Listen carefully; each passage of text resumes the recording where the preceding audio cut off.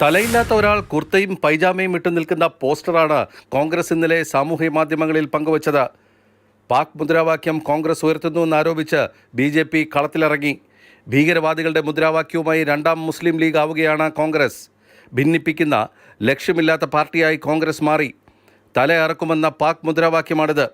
ഭീകരതയെ ബിരിയാണി കൊണ്ടല്ല വെടിയുണ്ട കൊണ്ട് നേരിടുമെന്നും BJP അവകാശപ്പെട്ടു. വിവാദത്തിന് പിന്നാലെ ഇന്നലെ രാത്രിയാണ് പോസ്റ്റർ പിൻവലിച്ചത്. പാർട്ടിയുടെ സാമൂഹ്യ മാധ്യമ ചുമതലയുള്ള സുപ്രിയ ശ്രീനാട്ടയ്ക്ക് താക്കീത് നൽകി. സുപ്രിയയാണ് പോസ്റ്റ് പങ്കുവച്ചത്.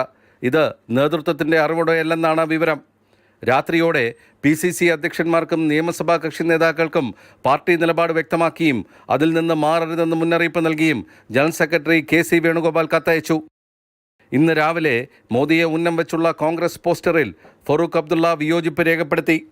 മോദി ഡൽഹിയിലുണ്ട്, അദ്ദേഹത്തിന് പൂർണ്ണ പിന്തുണ നൽകുന്നുവെന്ന് ജമ്മു കാശ്മീർ മുൻ മുഖ്യമന്ത്രി പറഞ്ഞു. BSP അധ്യക്ഷ മായാവതിയും പ്രതിഷേധവുമായി രംഗത്തെത്തി. ഭീകരാക്രമണത്തിൽ രാഷ്ട്രീയം കളിക്കരുത് എന്ന് മായാവതി മുന്നറിയിപ്പ് നൽകി. നേരത്തെ കോൺഗ്രസ് നേതാക്കൾ ഈ വിഷയത്തിൽ ഭിന്നാഭിപ്രായങ്ങൾ പറഞ്ഞതോടെ പരസ്യ പ്രസ്താവന വിലക്കിയിരുന്നു. ഇതിൻ്റെ പിറ്റേന്നാണ് വിവാദ പോസ്റ്റർ സാമൂഹ്യ മാധ്യമങ്ങളിൽ വിതരണം ചെയ്തത്. മാതൃഭൂമി ന്യൂസ്.